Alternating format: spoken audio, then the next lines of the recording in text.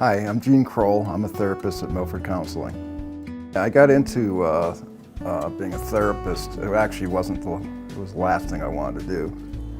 I got into it as a result of being in long-term recovery from alcoholism and working with other alcoholics.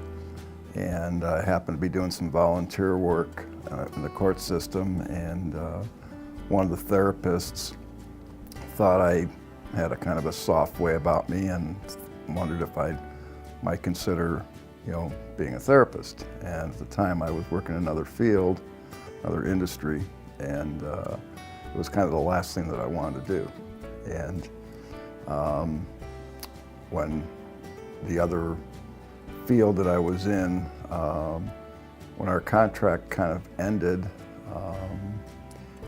I was talking to him, and he said, even if you want to just go and get 18 credit hours, you can be an addiction counselor and help some people. And so that idea I kind of liked, and one thing led to another. I ended up losing the position that I had with my other company, and so I'd gone back to school a little bit, and then all of a sudden I found myself in my mid-50s without a career, and didn't want to go back into sales. So I started taking some classes and realized that to do any kind of work where you could actually do work and make a living at it, it required a bachelor's, and then from that really a master's degree.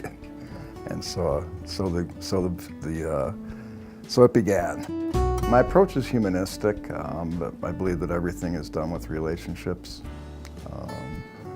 I learned, some things in school that certainly help with certain situations, but for the most part, I find that having a relationship with a client, it means everything. And when we first started out with working with Liz, there was just the two of us, and pretty much everybody here that we saw was pretty much substance abuse.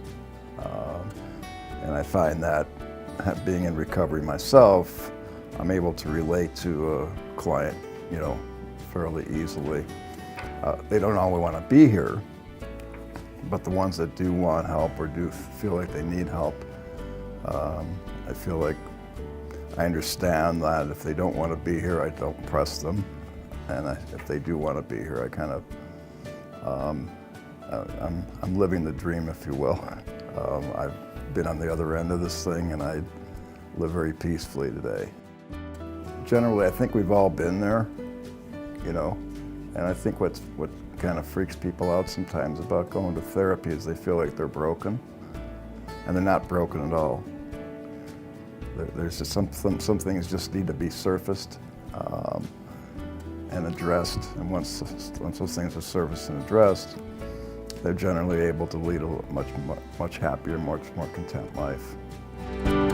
I've had the opportunity, unlike some of the other, therapists, to be here pretty much from the beginning, and so I watched it from two of us in a couple offices in a church. But I've had the opportunity to be part of it, which is kind of neat, even though that's not what my goal ever was. It's still taking things 1 hour at a time. But I had a chance to grow, to see what can happen, with any kind of business when your heart's in the right place, when you got the right goals. Now my clientele is very diverse. It's probably 30 or 40% substance abuse, and the rest is mental health. But I find that people, the core of who they are very similar. Their problems may be a little bit different, but the core of who they are is very similar. And I try to, there's always two people that people try to be.